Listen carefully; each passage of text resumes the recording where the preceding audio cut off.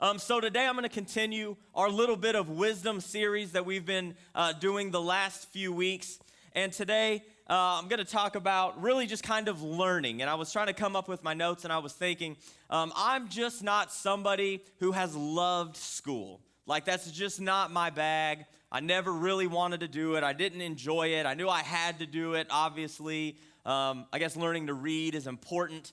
So I did all that stuff. But I just wanted to go to school. I wanted to get it done, and then I wanted to get home so I could play basketball or play with my friends or do whatever. I never had a video game system. Y'all need to get outside because it's fun out there. But that's what that's all I wanted to do, right? So I never really just enjoyed school. I hated homework and studying and all that stuff.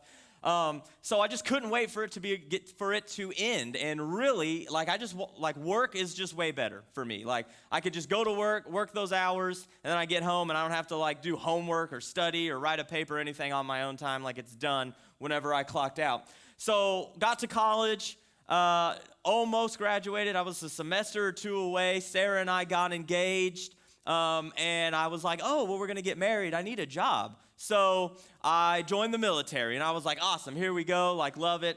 We're going to do this finally. Learning is over, right? I don't have to do any more homework or studying. I'm just going to go, and I'm going to study. Get to boot camp, glorious 8 weeks. And what did I do the whole time at boot camp? We just learned and studied. We had classes, and we had tests. Outside of push-ups and sit-ups, this is what we were doing. It was just constant learning. And I was like, you're kidding me. I joined to not have to do this. So got out of boot camp, get to my first unit. What do I have to do? Multiple oral exams and interviews to meet my qualifications on the ship that I was on. So we had to learn watch standing qualifications, and I had to make drawings of the pipe system that was under the decks and all this stuff. So just constantly learning. Then I leave there, go to tech school, 5 months of tests every single day.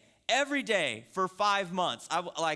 So I just didn't enjoy it, guys. Just to be honest, I was like, when can I just work? Well, that never happened, right? Left tech school, get to my next unit, had to get flight crew qualified and drop master qualified. And then you got to meet qualifications to move up in rank. It was just constant learning.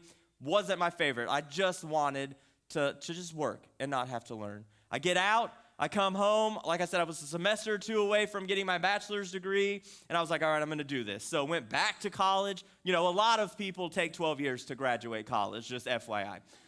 Anybody seen Tommy Boy? Yeah, they're called doctors. But unfortunately, I'm not a doctor. My initials are D.R. Weaver, so you could call me doctor if you wanted, but that's up to you. But I get my bachelor's degree, and then I was like, you know what? I still got some money. I'm going to go get my master's degree. Well, I think I've said this before. I have a master's degree, but my dad did my master's degree for me. He was awesome, so I got it, but really, I kind of just coasted through that a little bit, and he really helped me out. So I say all that to say that up to this point, my life has been just a lifetime of learning. No matter what I've tried or how hard I've tried to stop learning and to not have to take tests and do homework, it's never happened. If any of you have any advice on how to do that, let me know, because I'm just dying to stop doing this. No, I'm just kidding. But really, so today, that's what we're going to talk about, is we're going to talk about the life of a learner. We've been talking about a little bit of wisdom, right? And what we can do to get wisdom. In Proverbs 4:7, which has been my baseline verse that set the tone for every time that I've spoke, throughout this series, is Proverbs 4:7, which basically says, the beginning of wisdom is this: get wisdom. Though it costs you all you have, get understanding. So there are some passages in the Bible that says wisdom is supreme. So we have to get wisdom above anything else. So part of getting wisdom is being willing to learn, willing to be teachable, willing to be coachable, and willing to take on the life of a learner. If I cough this whole time, I'm so sorry. My allergies and stuff are killing me. So we want to get wisdom. And part of getting wisdom and understanding is so we can get better at things, right? And we all want to get better in almost every area of life. It's very random and weird and odd if you meet somebody who just doesn't want to get better at what they're doing, right? So you want to get better at your job or your career so you can move up and so you can get a raise. You want to be a better husband or father or wife or mother. You want to be better at sports or band or drama or whatever it is you're doing. Everybody wants to grow and wants to get better. But what we need to understand is there are certain things that we have to do in order to get better at whatever we're reaching for. And one of the main ways, and what I think one of the most important ways we can do that, is by becoming more of a listener and less of a talker. It's very hard to learn from people and to get wisdom and grow if you're just talking the whole time, right? So I just started coaching my daughter Parker's basketball team at the Y, which is phenomenal because I am too old now to play basketball. I have quickly realized that the Thunder are not going to offer me a contract, so I've retired. I've hung up my basketball shoes, so now I get to coach, which is awesome. So I get to pass a little bit on and, live vicariously through my daughter like all of us do as parents who have kids in sports. And so we just had practice yesterday, and it's 6 and 7-year-olds. Everybody dealt with 6 and 7-year-olds? So much fun. So we're outside and we're practicing and we're working on defense. And I'm trying to get them to pay attention, so I'm constantly snapping or dancing or do whatever I need to do to keep their attention. And my daughter, of all people, I'm trying to explain defense, and she just goes, a butterfly. Like out loud, cuts me off, and I was like, come on, stop. I never did that, stop. But you have to keep their attention, so it's hard for us or for them to learn if they're just talking the whole time. If you play basketball at the Y or you've had a kid, defense is pretty confusing. You can't steal the ball. You get colored wristbands, so that person that has the same color wristband you're wearing is who you have to guard. And I've really figured out that 6 and 7-year-olds apparently do not know their colors because they just run around like crazy and they have no idea what they're doing. So they need to talk less and listen more. And that's so true for us that we need to do the same. If we want to gain wisdom and understanding, and if wisdom really is supreme, as Solomon so eloquently put it, to get it above everything, that we need to do less talking and more listening. There are 31 chapters in the book of Proverbs that cover this topic, and there are 10 chapters that start with this topic. So there's a proverb that you can read every day, and there are 26 that cover this topic out of the 31, which means that it's slightly important. And Solomon, one of the most wise people that have ever lived, chose to share this with us to give us some pointers on just exactly how we can do this. So here I'm going to describe some people real quick that we may or may not know. Now, I'm sure nobody in this room is one of these three people. I'm sure that's not you guys, right? But I'm sure we know somebody who is like this, okay? So the first person is the know-it-all. Quiet. But there's nobody in here, right? We know somebody that's the know-it-all. It's no matter what you say to them, there's always somebody who just happens to know more, right? You could have every single fact and every single stat, and you just tell that to them, and they know more. Or it's made up, and it doesn't really matter, and really it gets annoying, but we all know those know-it-all people. Proverbs 28:26 says, "Those who trust in themselves are fools, but those who walk in wisdom are kept safe." So there's 4 groups of people that Proverbs describes throughout the book, and one of those people are fools. That's one of the group of people. And it says the fool, those who trust in themselves are fools. The know-it-all people trust in themselves way too much. They don't listen to anybody else. They don't listen to the wise people around them or to stats or facts or whatever it is, but they choose to trust in themselves because they know it all. Right? The next person that we may all know is the been there, done that. The been there, done that. So everybody's got a cool story, right? But everybody, I've been there. I've done that. All right, I finally got to go skydiving. Not really. And I was going to go, but now I might have changed my mind. So I've been skydiving, right? Oh, so awesome. I finally checked that off my bucket list. Well, then somebody comes up and they're like, oh, that's cool, but I've been skydiving 5 times. And you know what's funny about the been there, done that is most of the time when you tell them something that you've done, they kind of scoff and it's not a big deal. Oh, really? I went skydiving 5 times and really it's just not that cool, so it's just kind of whatever. and they just blow it off. They've been there, done that. That's what they do, right? Proverbs 18:2 says, fools find no pleasure in understanding, but delight in airing their own opinions. We're all phenomenal at airing our own opinions, right? But very rarely do we sit and listen and take in wisdom from other people because we've been there or we've done that. And this third person kind of goes hand in hand with the been there, done that. One of my very best friends was this person. Hate to see it. If you're watching online, I love you. But it's the one-upper. The one-upper. It doesn't matter what you've done or how good you are, they've done it better. I scored 37 points last night. Really? I scored 38.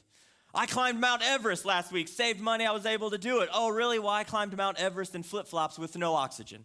Like, it doesn't matter what you did. It could be the most ridiculous statistic ever, but they're just going to one-up you, and it's exhausting. I figured it out quickly that he was like that, and so I just let it go. Awesome. You outscored me again, man. Like, great job. It's not worth it. He was a one-upper. I was just going to roll with it.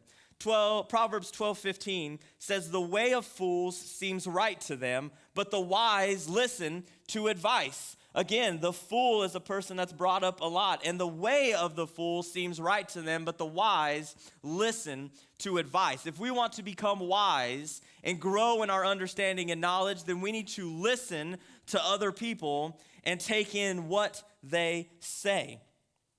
What we need to understand is that we all have a lid. It doesn't matter what you're doing in your current career, your job, or your hobby, we all have a lid. You're going to reach that capacity of knowledge that you have at some point. You're eventually going to run out of things to say or things to teach about, or your knowledge is just capped out. And when we have this lid, that means that we have to go to other people to get more wisdom and knowledge and understanding, because we do all have a lid. Proverbs 1:5 says, let the wise listen and add to their learning, and let the discerning get guidance.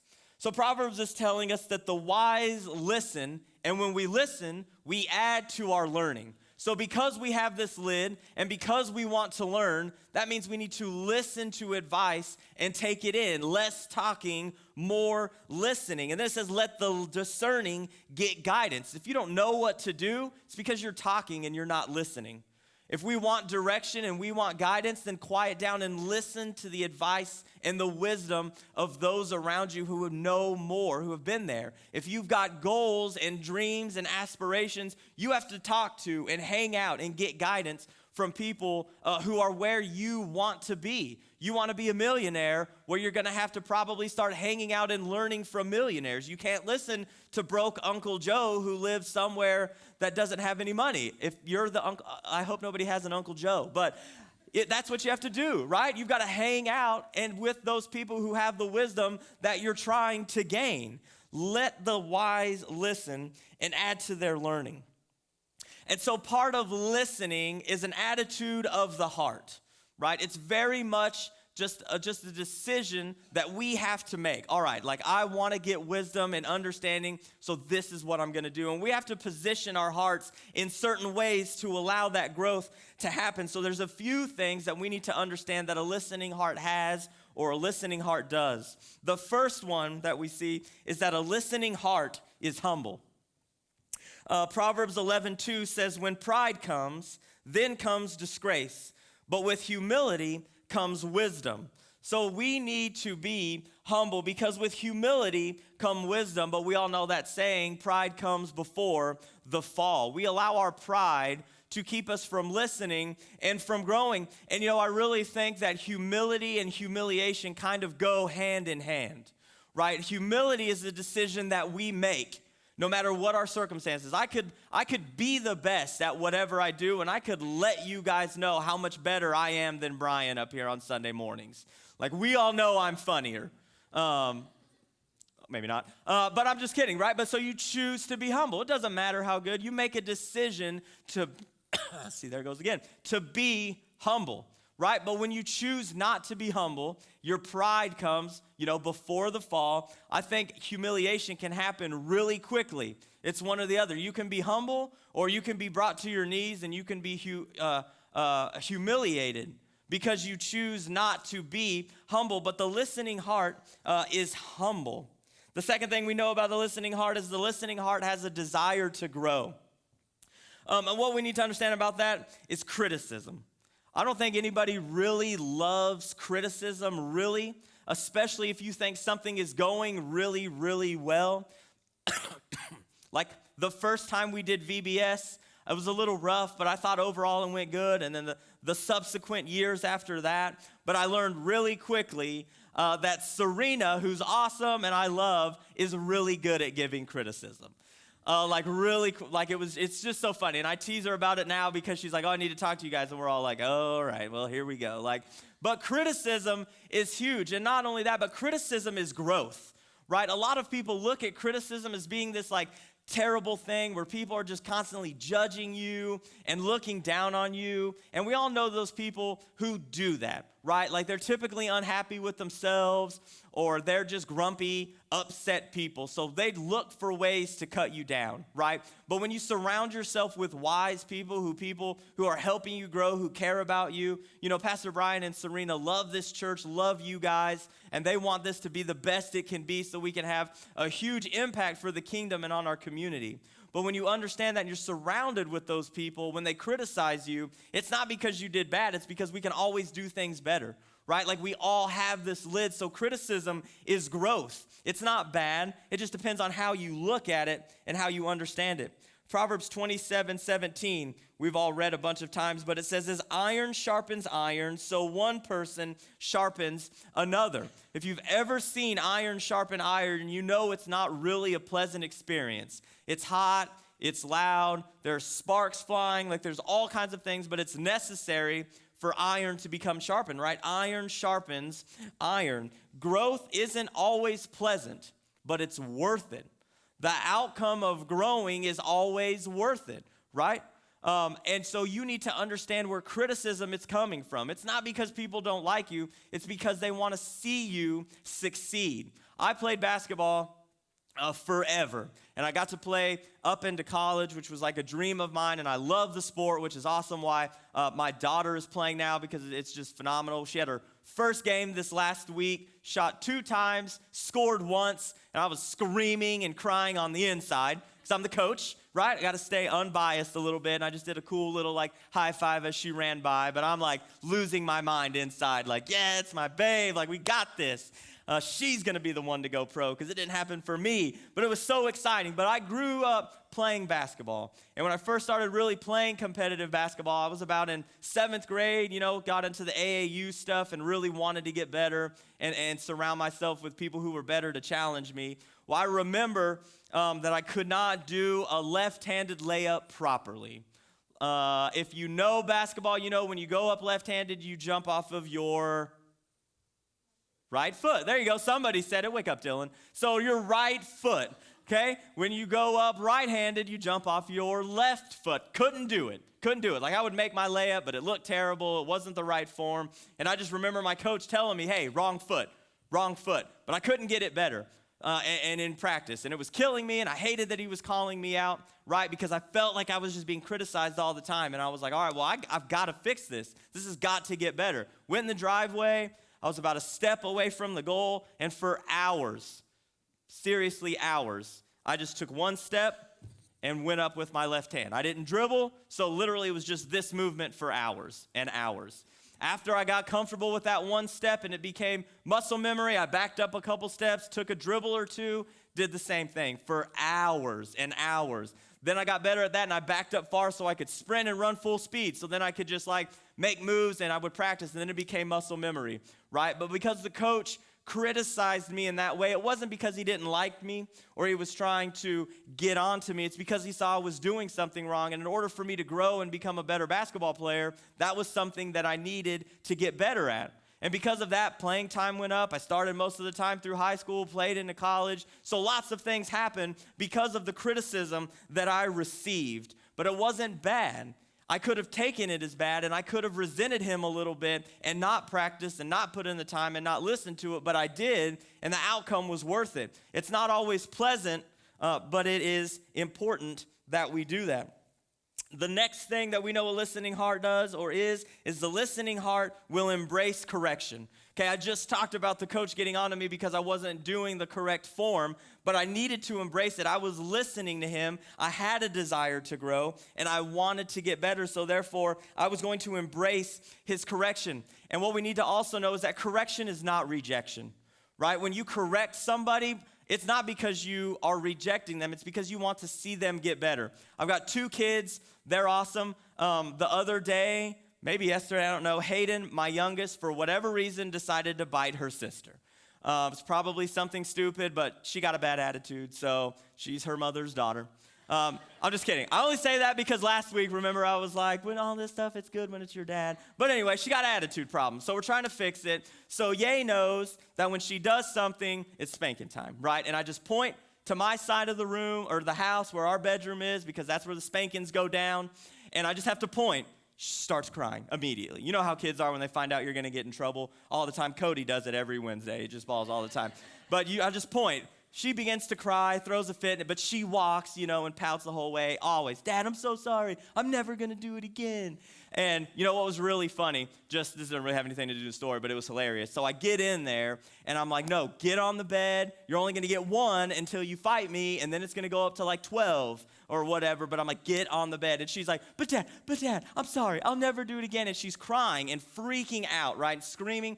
And I didn't know what she was doing. I couldn't tell. She was making a really weird face, and I finally figured out that she's throwing a fit, but in the middle of like taking a breath and throwing a fit, she was pouting.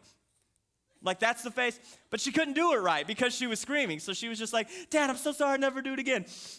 Dad, I'm so sorry, I'm just blankly. It was hilarious. So I'm like dying on the inside, but you can't laugh when you're about to spank your kids. But anyway, so I am correct all that to say that I correct her because I love her, right? I want her to grow up to be a productive member of society who's not some weirdo who goes around biting people when they make her mad. Like, she needs to understand where we're coming from. I'm not correcting her because I'm rejecting her. I'm correcting her because I love her. She has not a quality, but a attitude, things that need to be fixed. She needs to learn to grow in wisdom, right? Right now she's got this lid, so we are correcting her because we love her. God does the same thing. He doesn't correct you or correct us because he's rejecting us. It's the opposite. He is correcting us because he loves us. He's got blessings and things that he wants for us, but in order to do that, he's got to correct us because a lot of times what we do is wrong and we don't have that knowledge. Proverbs 12:1 says, whoever loves discipline loves knowledge. But I love this part of the verse. It says, but whoever hates correction is stupid. I love that the Bible said stupid. Like, if the Bible says stupid, you should probably pay attention. Whoever loves discipline loves knowledge. So if you're being corrected and you want to grow in knowledge and understanding and wisdom, which is what this series is about, well, you need to love discipline. You need to embrace the discipline that it takes to become more wise. It took discipline and hours and hours and hours of me training over and over just to do a correct left-handed layup, to where it was muscle memory and I was just doing it without even thinking about it like I was when I was practicing. We need to love discipline because with discipline comes knowledge. But then it says, whoever hates correction is stupid. If you hate correction, fill in the blank, right? God loves us. He might have to correct us, but we need to embrace that and we need to love it because the goal is for us to get wisdom. Proverbs 4:7, wisdom is supreme. Get it at all costs. So if it costs me being disciplined a little bit, to being criticized, it's not because God doesn't love me or I'm being rejected. It's because it's required to grow. We need to embrace and love discipline. And we need to understand that we need to be willing to embrace the pain of correction to see the results of growth. When you embrace that pain of correction and you have the right attitude and mindset, you will begin to grow in wisdom, in understanding. Embrace the pain of correction so that you can see the results of growth. Proverbs 3:13 through 14 says, whoever scorns instruction will pay for it, but whoever respects a command is rewarded. The teaching of the wise is a fountain of life, turning a person from the snares of death. If you scorn instruction, you're going to pay for it, right? If you are trying to get to the level that you dream of, and this is where I want to be, right? Like, this is my goal. That's where I'm reaching for. Nothing's gonna, anything short of that is failure, okay? If you scorn instruction that you receive that it takes to get up there because you didn't like the criticism that was necessary to get there or the correction, you're going to suffer those consequences. You're going to pay for it, right? If we're going after wisdom, but we don't do what it takes to get there, you're going to suffer from it. But then it says, whoever respects command is rewarded. The teaching of the wise is a fountain of life. God's teaching and the wisdom that we can receive from God is a fountain of life. Last week I said that part of honoring people that we had to do is honor your father and your mother. And it's like one of the Proverbs, the first one, that has a promise with it, that if you honor your father and your mother, you're going to live a long and well life on this earth. When you embrace wisdom and instruction and understanding, it is a fountain of life that will give you the life that God has for you. But are you willing to embrace it and roll with the criticism and roll with the correction? Or are we going to allow our pride to get in front of us? So many amazing things that God has for us. But first, you need to get wisdom, right? We have a lid. We cannot get to higher heights without seeking advice or wisdom from other people who have been there. So this morning, as we're looking at the life of a learner, I'm going to give you 4 things that a learner does, that having the life, of a learner, what they have. So that was just my intro, right? So right there. So we got the intro out of the way. So we just got about 30 more minutes. I'm going to run through these 4 points, and then we're going to get out of here. Just kidding. We're gonna be done in just a few minutes. But the first one that we need to understand about the life of a learner is this: a learner initiates. Learners initiate. James 1-5 says, "If any of you lacks wisdom, you should ask God, who gives generously to all without finding fault, and it will be given to you." So the beginning part of the verse is, if you lack wisdom, just ask God. Just ask for it. Plain and simple. God wants to give it to you, but he wants you to initiate. He's willing and able to save you and give you an eternal life, but what do you have to do? You have to ask for it, right? If you want wisdom, ask for it. Humble yourself and ask God. I talk about my dad all the time, because I love my dad, keeps the memory alive, right? Like, I just love him. Huge inspiration and influence on my life. Greatest guy that I've ever known. And legit, my dad was the smartest guy that I've ever known. I felt like my wife is shaking her head. It was unbelievable how smart he was.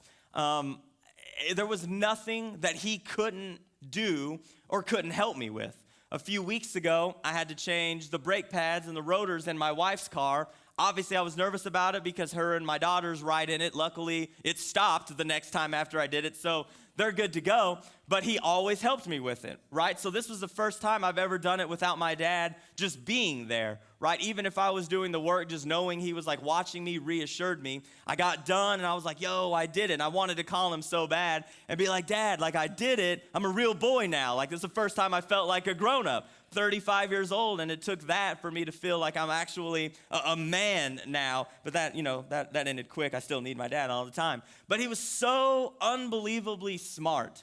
I joked at the beginning that I have a master's degree, but my dad did the work, but really it wasn't a joke. My dad legit did the work for my master's degree. There was all kinds of like Excel programs and things that I had to do throughout the course of my master's degree. I hate Excel. Like, if you just need names and times or whatever, like, I'm your dude. But beyond that, with formulas and whatnot, not me. So I would call my dad at 4 o'clock, and I'd be like, hey, are you busy tonight? I need some help with this homework assignment I have. And he was like, yeah, no problem. Like, what is it? And I'd roughly explain. He's like, oh, I've never heard of that. But what time are you going to come over? And I'll be like, well, I get off, blah, blah. I'll be over at 7 or 8.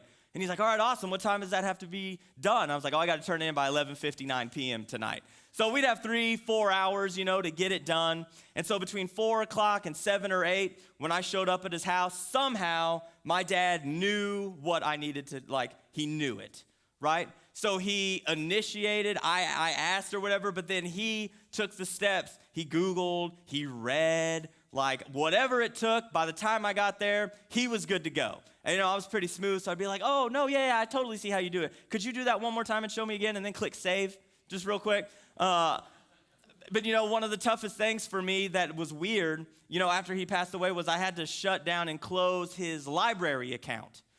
So he had 5 or 10 books, because that was my dad. Like, a couple times a week, spent hours at the library just getting random books. And that's what he did. He loved to read. My dad loved to learn. The lady that helped me at the counter at the library knew who he was when I told her his name, and she was a little sad, but that was my dad. Like, he lived the life of a learner. If there's anybody that displayed it, it was my dad, and he just always asked questions. He always started, and he initiated this thing of just learning. And because he chose to do that, it greatly impacted my life, and I have learned multiple things from my dad that I will be able to carry on and pass down to my girls. But my dad initiated learning, and if we really want to take on the life of a learner, that's what we have to do. We have to ask, because God is willing and able, but you have to ask first, and you have to seek out that knowledge. The second thing that we need to do as the life of a learner that we need to know is that learners implement.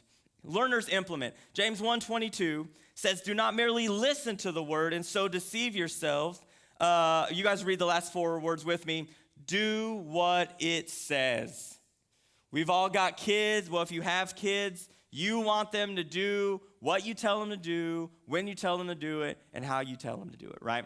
Like, that's the dream. Doesn't always happen, but that's what you want them to do. You have to implement. Once you've asked for wisdom and receive wisdom, the next step is to implement it. It does no good for you to gain wisdom and knowledge on how to become a millionaire, but I'm going to eat at Chick-fil-A every single day, which isn't necessarily wrong, so don't think I'm saying that. But that spends all your money instead of reaching this goal, right? You have to implement the wisdom that you received in order to get to the next heights. Like I said, I'm coaching Parker, so I want them to get better. We work on fundamentals, because out of this 6 and 7-year-old group, somebody's going to fall in love with basketball, which is my goal. I want them to love the game and just continue to play it and be competitive and get out of it what I got out of it and just have a blast. So we're working on basic fundamentals. They need to implement the things that I'm sharing with them and telling them so that they can get better.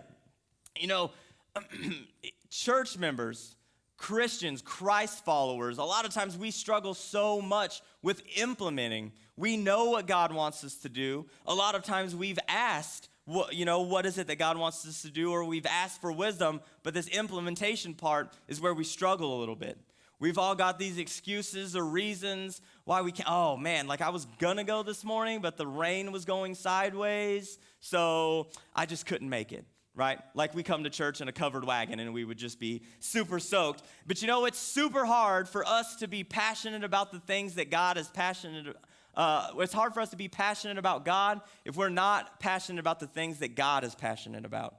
They go hand in hand, right? God has called us to serve here at the church because we have an amazing opportunity to impact people. Over 70 kids every night this week were impacted because people serve. People walk through this door and hear the gospel for the first time. Their lives are changed, right? But so many times we don't implement what God is calling us to do, or what we hear when we ask for wisdom. Somebody in this room today may be hearing God call or tug on their hearts, and it's time for them to get saved, but they just haven't done it. Some people are ready to get baptized, as we saw a few get baptized last week, but we just haven't done it. What is it that God is calling you to do that we need to implement today to better serve and to better be a learner? So many things. And what's awesome is that we don't know what God has in store until we say yes, right? God is just waiting to bless us, but we have to ask, and then we have to implement. And then God is going to bless us abundantly. That's what he wants to do. But we first have to be willing to submit our lives and to be humble, right? We have to humble ourselves and get rid of our excuses to follow him. Jonah didn't want to do what God originally called him to do, and he rebelled and he ran from it. And if you're familiar with the Bible, you know that he was swallowed by a fish and stayed in the belly of a fish for days, right? And then obviously, he finally submitted and decided he wanted to do what God wanted him to do, and lives were changed, and God protected him, and God did amazing things, all because Jonah said yes. Today, we have to implement. Don't merely listen to the word, do what it says. The third thing that we need to understand as a learner is that learners improve. So first we ask, then we implement, and now we improve, right? There's always room for improvement. We talked about how everybody has a lid, but we can improve today. No matter how good you are, there's always something you can do. Steph Curry, can't stand him. Want them to lose tomorrow night. Best shooter in the league. You can't argue with it, right? But he's got a shooting coach. He's already phenomenal, can do things that nobody has done before, but he's still looking to get better. Tiger Woods used to be the best golfer, still one of the best, always had a swing coach, right? Changed his swing 3 or 4 times, which is ludicrous if you know anything about golf to do that, right? But he's always looking to get better. We can always improve, and with wisdom comes improvement. There is a certain youth member here today who is sitting on the front row, who's in a red shirt. I'm not going to say her name, but she has grown so much.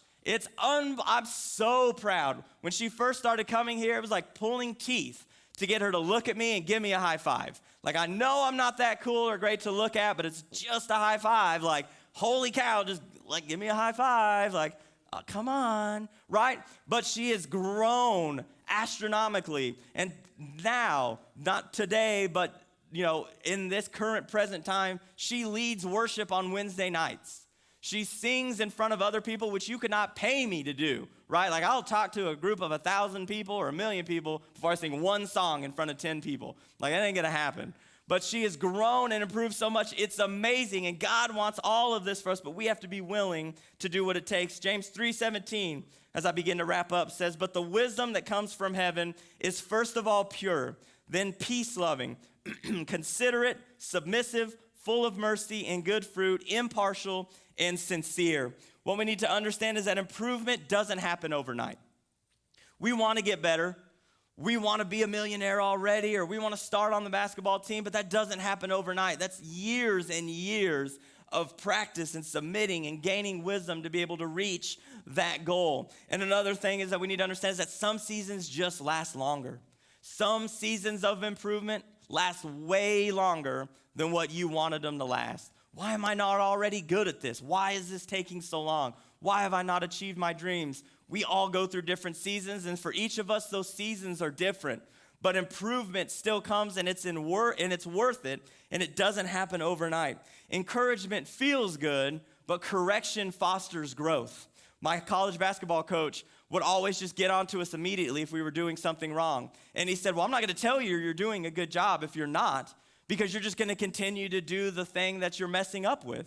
If you're doing a good job, I'm going to tell you, but I'm also going to let you know if you're doing bad, because you're not going to get any better. Encouragement feels good.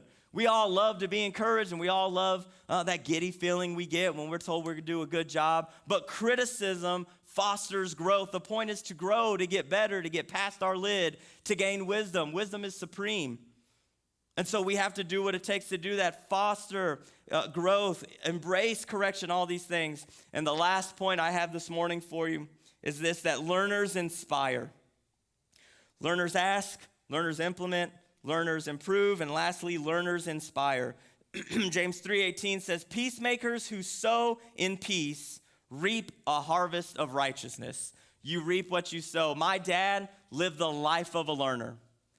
And because my dad lived that type of lifestyle, he inspired me more than he could ever know. I don't know if he knew it while he was here, but one day he's going to know, and I'm going to tell him, man, you inspired me more than you know, more than I told you when you were here. But learners inspire. We have that opportunity to inspire others around us to bring about profound, lasting change if we'll embrace wisdom. Criticism isn't always fun, but it's necessary. Correction isn't always fun. It's not rejection, but it's necessary. We correct our kids because we love them.